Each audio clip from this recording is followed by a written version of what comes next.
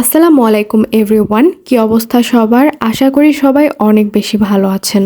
আজকে আমি আপনাদের সাথে টক ঝাল মিষ্টি জলপাইয়ের আচারের রেসিপি শেয়ার করতে যাচ্ছি।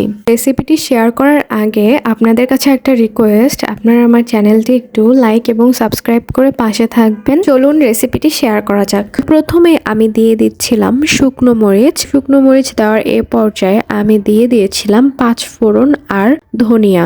5 ফোড়ন দিয়ে দিয়েছিলাম প্রায় 3 চা চামচের মতো, আর ধনিয়া দিয়েছিলাম 2 চা চামচ। 5 ফোড়ন আর ধনিয়া এই দুটো আমি বেশ কিছুক্ষণ নাড়াচাড়া করার পর দিয়ে দিয়েছিলাম 1 চা চামচ মিষ্টি জিরা। এ পর্যায়ে আমি সবগুলো আবারও নাড়াচাড়া করছিলাম। এই মশলাগুলো বেশি একটা ভাজা যাবে না, মোটামুটি ভেজে তারপর নামিয়ে নিতে হবে। নামিয়ে নিয়ে মশলাগুলো বেটে নিয়ে আসতে হবে। যাই হোক, তো এই যে আমি মশলাগুলো নামিয়ে নিচ্ছি, তারপর মশলাগুলো আমি বেটেও নিয়েছি। এ পর্যায়ে আমি একটি প্যানে দিয়ে দিয়েছিলাম 1 কাপ সরিষার তেল দেওয়ার এ পর্যায়ে আমি দিয়ে দিয়েছিলাম শুকনো মরিচ আমি এখানে 6 থেকে 7টি দিয়ে দিয়েছিলাম। যাই হোক, তো এরপর আমি দিয়ে দিয়েছিলাম 5 ফোড়ন দেওয়ার এ পর্যায়ে দিয়ে দিয়েছিলাম রসুন কুচি দিয়ে 5 ফোড়ন আর শুকনো মরিচ একসাথে আমি নাড়াচাড়া করছিলাম। তেলগুলোই যেরকম ফেনা হয়ে এসেছিল, তারপর আমি দিয়ে দিয়েছিলাম সরিষা বাটা দেওয়ার পর আপনারা বেশিক্ষণ আসলে নাড়াচাড়া করবেন না, তাহলে দেখা যাবে যে মশলাগুলো একদম তেতো হয়ে যাবে। যাই হোক, এরপর আমি এই যে জলপাইগুলো দিয়ে দিচ্ছিলাম। জলপাই এখানে আমি প্রায় 2 কেজির মতো নিয়ে নিয়েছিলাম।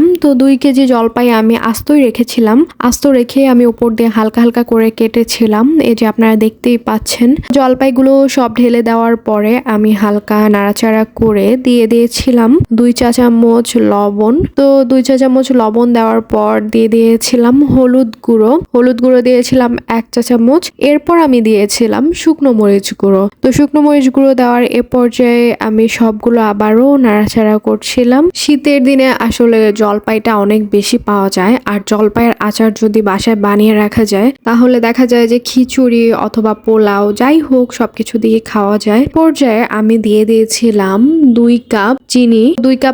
2 কাপের একটু কম দিয়েছিলাম। যাই হোক, তো এরপর দিয়ে দিয়েছিলাম গুড় দিয়ে দিয়েছিলাম 1 কাপের মতো। তো আপনারা চাইলে শুধু চিনিও ব্যবহার করতে পারেন, আবার চাইলে শুধু গুঁড়ো ব্যবহার করতে পারেন। আমার কাছে দুইটাই ছিল, তাই আমি দুইটাই ব্যবহার করেছি। এখন আমি সবগুলো ভালো মতো নাড়াচাড়া করছিলাম।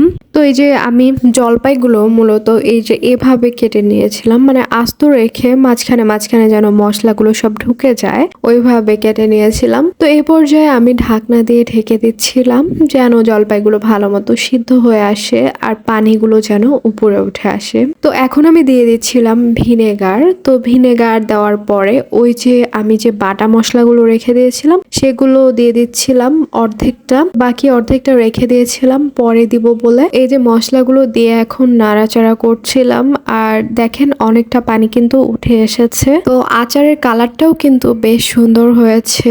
এই কালারটার জন্যই আসলে আমার এই আচারটা অনেক বেশি পছন্দের। তো এরপর আমি দিয়ে দিয়েছিলাম বিট লবণ দিয়ে দিয়েছিলাম প্রায় 1 চা চামচের মতো। বিট লবণটা দিলে আসলে আচারটা অনেক বেশি মজা হয়। যে এখন আমি বাকি অর্ধেক মশলাটা আসলে দিয়ে দিচ্ছিলাম ওই যে বেটে রাখা মশলা যেটা ছিল। বিট লবণ ব্যবহারের কথা আমি যেটা বলছিলাম আর কি, আচারে বিট লবণটাই আসল আমার মনে হয়, কারণ এটা আচারের স্বাদকে একদম ডাবল করে দেয়। সবকিছু একসাথে দেওয়া হয়ে গেলে আমি এই যে এখন আচারটা আরো বেশ কিছুক্ষণ ঢেকে রেখেছিলাম। ঢেকে রাখার এ পর্যায়ে যে আচারটা এরকম হয়েছে, দেখতে যেমন সুন্দর হয়েছিল ঠিক খেতেও অনেক বেশি সুস্বাদু হয়েছিল।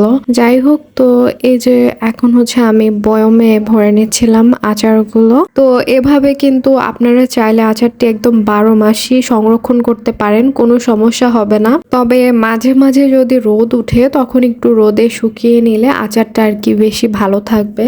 তো এই তো আমার আচার বানানো শেষ, আর এই যে দেখতে পাচ্ছেন কত সুন্দর হয়েছে দেখতে। তো আজকের রেসিপিটি এ পর্যন্তই শেষ। আপনাদের সাথে আমার দেখা হবে আবার পরে অন্য কোনো ভিডিওতে। সে পর্যন্ত ভালো থাকবেন, সুস্থ থাকবেন। আল্লাহ হাফেজ।